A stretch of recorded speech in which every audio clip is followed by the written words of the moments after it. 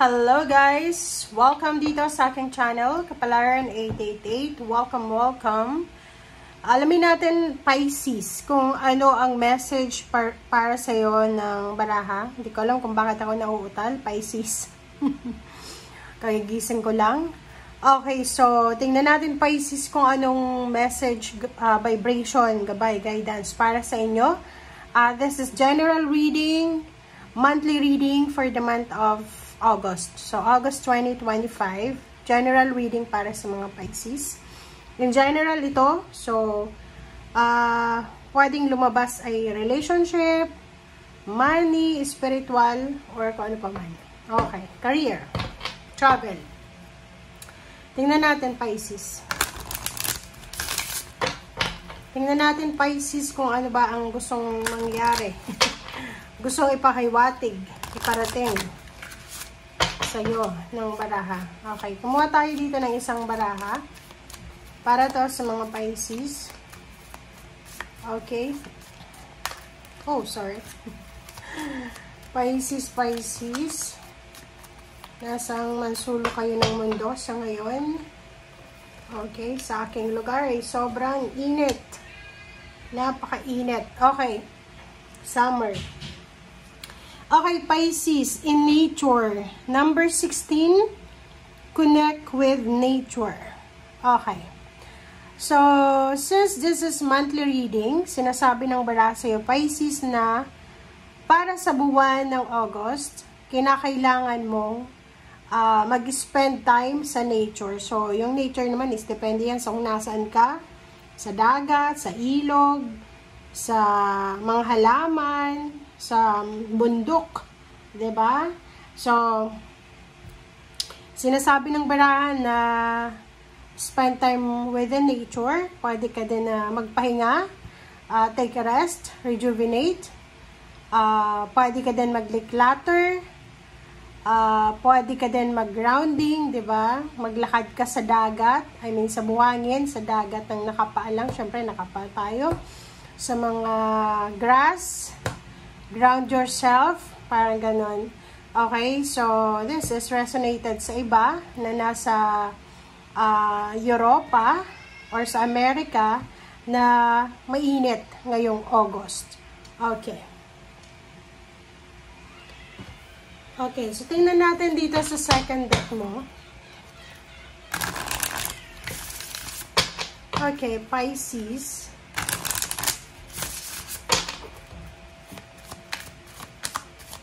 Ano ba ang message? Ano pa ba ang message na para sa'yo?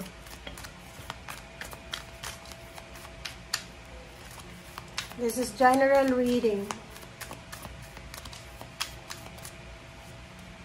Alright, so reverse ng healing the past. Okay, Pisces, naka-reverse siya. So, for the month of August, siguro meron sa inyo dito na parang hindi maka-move on sa kanilang nakaraan. Yung parang, paulit-ulit kang bumabalik sa mga nakaraan mo, like pain, heartaches, or, like for example, kasi dito sinasabi na, I step into my future with strength and clarity. So, parang hindi ka convinced na kailangan mo ng kalimutan yung dapat kalimutan. Kasi naka-reverse siya eh. So, ibig sabihin, kinukontrol mo yung sitwasyon na parang kahit gusto mo nang i-let go, pero meron ka dyan eh. Like, siguro understandable to. Understandable siya sa mga Pisces na nakaranas ng traumatic na experiences, emotion, money, career, parang ganon. Or sa mga emotion yun eh, relationship. And, yun nga sinasabi ng baraha, kailangan mong maging courageous, kailangan mong maging malakas para kalimutan na yung mga nakaraan. Kailangan mo nang maghilom, kailangan nang maghilom ng sugat ng nakaraan. Okay? So, isa sa mga possible na makakatulong sa'yo para makapag-move on ka is yun nga, spending time with the nature, spending time grounding, parang gano'n, rejuvenating, purification, detoxifying, or decluttering. So, kahit nasa ang sulok ka man ng mundo, sinasabi ng barahan na sa buwan ng August, kailangan mo talagang maglinis. Maglinis ng bahay, ng emotion, medyo siguro sobra ng toxin ang katawan mo, so oras na para mag-detoxify, or pwedeng marami kang mga relationship na kailangan mo ng, kumbaga, isegregate. Parang basura lang, 'di ba? Yung nabubulok at hindi nabubulok, kailangan mo nang ihiwalay sila. Parang ganun. Okay, thank you. Okay, Pisces, tingnan natin dito sa third deck mo kung ano pa ang message na para sa'yo. Okay, thank you, Pisces. Please connect your intuition sa mga baraha, guys, na lumalabas dito sa ating mga readings. Para hindi mo, kumbaga, puwersahin, kontrolin yung reading na kunin yung energy na hindi naman para sa'yo. Okay, Pisces. Okay, 8 of Wands. Wow! Wow! This is wow! Wow talaga siya, guys, oh. Kasi, sinasabi ng baraha, Pisces, na sa buwan ng August, isang good news, isang mabilis na communication, mabilis na balita, mabilis na clarity, mabilis na judgment, mabilis na awakening siya, communication, basta good news siya, na eto yung parang isang mabilis na katuparan ng mga pangarap mo sa buhay. So, kung ano man yan, kung meron kang wini-wish, or meron kang minamanifest sa iyong buhay, sinasabi ng baraha sa'yo dyan na posibleng makuha mo siya by the month of August. So, comment down below if you resonated. Kasi, iba-iba tayo Iba-iba tayo ng pangarap sa buhay. So, it's either, nakikita ko siya dito na may mga Pisces na gusto mag-travel. It's either travel around the world, or maybe travel sa Philippines, or maybe relocation. Yung gusto mong lumipat ng bahay, or gusto mong lumipat ng location ng iyong business, or ng work, or career change. So, dito sinasabi isang napakagandang balita etong buwan ng August. So, yung August na to ay sobrang excitement para sa'yo. Okay, next card natin, 8 of Cups. Okay, 8 of Cups and King of Swords. So, these two cards, ay resonated siya dito sa Healing the Past na reverse. Kasi, sinasabi ng baraha sa'yo na you need to move on. You need to move on. You need to search for your own happiness. Or if you're, for example, kasi yung King of Swords na to is not looking back, 'di ba? Parang sinasabi na you need to outgrow your past. Parang ganon. So, sinasabi ng barahan na kailangan mo nang sundin etong direksyon na sinasabi ng King of Swords. Kailangan mo nang mag-move on. Kailangan mo nang hanapin ang sarili mo, ang bago mong sarili. Like, hindi ka makamove on sa dating mong karelasyon, sa dating lugar, sa dating trabaho, sa dating kaibigan, or sa kung ano man. Dito sinasabi na oras na, Pisces, para magsimula ka na mag-move on. Hanapin mo yung sarili mo, hanapin mo yung happiness. Okay? Okay. And, sinasabi ng baraha sa'yo, Pisces, na, yun na nga, etong King of Swords na to, eto yung parang kailangan na hindi tayo mag-hold back Kasi pag, halimbawa, diba, pag hindi tayo, yung isang paa mo, nandun pa rin sa past, hindi ka makakaabante. Kailangan, yung dalawang paa mo, nakaabante na siya, and wala ka na doon sa past mo. Okay. Alright, so, 4 of Cups.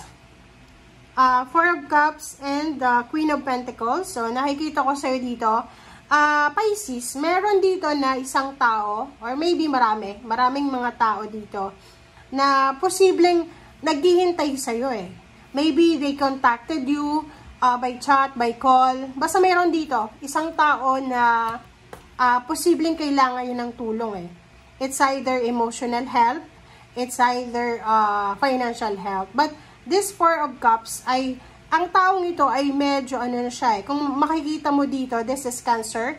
So, possible na Cancer siya. Okay? So, possible na Cancer or any zodiac sign na kailangan niya ng tulong mo. And ikaw yung nakikita niya eh. Parang nakikita ka niya na Queen of Pentacles na ikaw yung gusto niyang lapitan. But the problem is dito, nakikita ko na wala ka ng connection sa taong ito. Kumbaga, na-burn na yung bridges between you ng taong yan, especially ng Cancer, babae man yan o lalaki, kapamilya mo man, kaibigan, or kakilala, katrabaho, or kung sino man siya. Kumbaga, may ginawa siya na hindi maganda laban sa'yo na naging rason para masunog yung bridges nyo. 'Di ba? Yung communication nyo, yung relationship mo, yung connection. So, nakikita ko na naghihintay itong taong to eh. Like, badly needed siya eh. Financial, emotional, and wala siyang makukuha sa'yo. And nakikita ko sa'yo dito na wala kang contact sa kanya, pero meron siya na gustong sabihin sa'yo, meron siyang gustong iparating sa'yo, siguro gagamit siya ng ibang tao. Maybe gagamit siya ng ibang zodiac signs or ng kapamilya mo or kakilala mo para makarating sa'yo yung mensahe niya. Alright, so, next card natin dito is the Chariot and Ace of Pentacles. Wow! Congratulations sa'yo. Congratulations sa'yo, Pisces, kasi yung Ace of Pentacles na to is all about new beginnings. It's financial new beginnings. Maybe there's a new job, new career, new source of income. Parang ano siya, windfall of money. So, may mga opportunities dito para kumita ng pera. And sinasabi ng barahan na to na kung ano man daw ito, Pisces na sisimulan mo. Okay? So, like for example, this month of August, magsisimula ka ng bagong business mo, or bagong trabaho, or kano pa man, sinasabi ng bara sa'yo dito na posibleng magdadala to sa'yo ng sobra-sobrang success. So, meron dito mga financial offer from international. So, maybe from, like ikaw ay nasa Pilipinas, maraming possibilities and opportunities na makapagtrabaho ka sa ibang bansa. Okay. Oh. Wow! Moving away. So, nakikita ko sa'yo dito, Pisces, na meron ditong mga Pisces na posibleng dati, ang dami-dami mong obligation, duties, and responsibilities. Yung parang pinasan mo na yung buong pamilya mo. Like, pinasan mo yung magulang mo, mga kapatid mo, mga pamangkin, and yun yung isa sa mga possible na rason kung bakit hindi ka makamove on. Because traumatic yung experience mo sa past. But sinasabi ng bara sa'yo dito na you're moving away. Parang sinasabi ng Six of Swords na yan na wala ka na doon eh. 'Di ba? So nakaalis ka na sa obligations na yan. Or kung hindi ka pa nakakaalis sa obligations na yan, paalis ka na. Kumbaga, yung mga ibinigay na obligations sa'yo, duties and responsibilities, ay kumbaga unti-unti ka nang kumakawala dyan. Okay? And next is Knight of Swords and Seven of Cups. So, nakikita ko sir dito na if you are married, if you are looking for a relationship, Pisces, babae ka man or lalaki, wag kang magmamadali. Lalo ngayong August na to, wag masyadong magmadali sa paghahanap ng karelasyon. Okay? Huwag masyadong magmamadali sa paghahanap ng karelasyon if you are single. Because you have choices and options. Okay? Maraming maraming isda sa dagat. And 22, 2 of Wands, and 2 of Swords. So, sinasabi ng bara sa'yo, maraming pwedeng, yun nga, bibigyan ka ng pagkakataon, Pisces, ngayong Agosto, na mapili. Kumbaga, you have chance, you have opportunities, possibilities na gawin kung ano ang mga bagay-bagay na gusto mo and alisin yung mga bagay na ayaw mo. Okay, thank you. So, let's clarify, Pisces.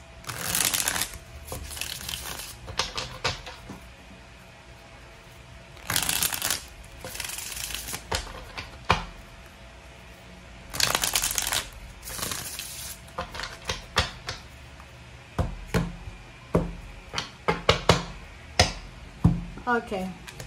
First card natin is Page of Wheels para sa 8 of Wands and the World. Okay, titingnan ko. Kunin muna natin yung lahat ng energy, guys. This is Hermit. This is peace and harmony. Okay, sa ilalim mo dito is Six of Wheels and Knight of Wands and Ten of Cups. Wow. Pisces, nakikita ko sa'yo dito yung excitement. Yung mga Pisces na nasa maybe above 50 years old, above 50, 60, 70, parang ganun. Nakikita ko sa inyo dito yung sobrang excitement. Excited ka para sa good news about family. So, maybe may mga good news about birth of the baby, baptism, pregnancy, parang ganon. Or pwedeng mga wedding, parang ganon. So, maraming rason para maging masaya ka this month of August. And, kung makikita mo, meron ditong Six of Wheels. So, yung money ngayon, yung pera ay sobrang balanse. You have money to spend, and meron ditong money dumarating or darating, may money din na lalabas. Syempre, mag-share ka ng blessings mo, and at the same time, may mag-share din sa'yo ng blessings mo. Okay. So, 8 of Wands, and the World card, 21 and 8. Page of Wheels. So, sinasabi ng baraha sa'yo dito na kung ano man itong mabilis na balita na darating sa'yo is all about money. Okay? Money for the future. So, hindi siya sa ngayon eh. Like for example, yung balitang ito na darating sa'yo, pwede siyang pagkakitaan sa mga susunod na buwan or susunod na taon. Or maybe this is new job na posibleng magdadala to sa'yo ng sobrang success, financial success or windfall sa future. 5 of Cups, you need to let go. Ano yung dapat i-let go mo? Yung King of Swords and 8 of Cups. Diba? Yung sabi ko sa'yo kanina, na kailangan mo nang alisin yung mga grudges, resentments. Huwag ka nang mag-hold back sa past. I-let go mo na yung past para maka-move forward ka na sa future. And Queen of Pentacles, 4 of Cups, the Devil. So, this is temptation. Nakakaloka. Bakit temptation siya? So, yun. So, yung barahang ito, diba, sabi ko sa'yo, merong naghihintay sa'yo eh.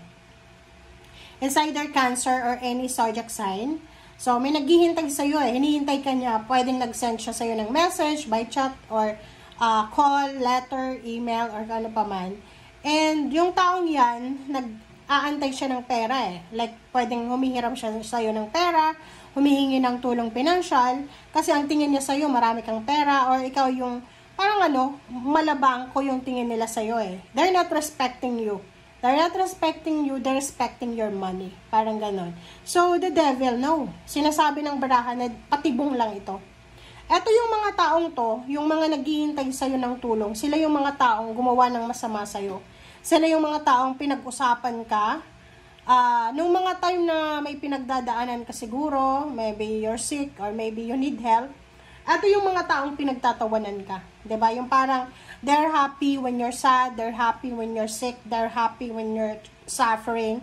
And, ito yung mga taong ito, na akala nila, ikakayaman nila yung pagchichismis sa'yo. Akala nila, madadagdagan yung buhay nila, kung ibabackstab ka nila. Akala nila, aasenso sila kung tatraidorin ka nila. So, ngayon, yun nga sinasabi ng baraha sa'yo for the past few readings na babaliktad ang mundo. Ngayon, bumaliktad na.